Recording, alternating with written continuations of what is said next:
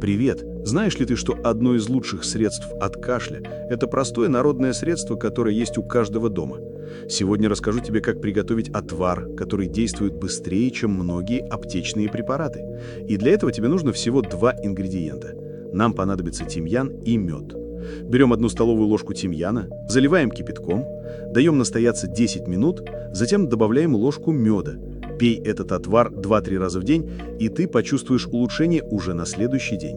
Попробуй это средство и почувствуй облегчение при кашле. Подписывайся, чтобы узнать больше народных рецептов для здоровья.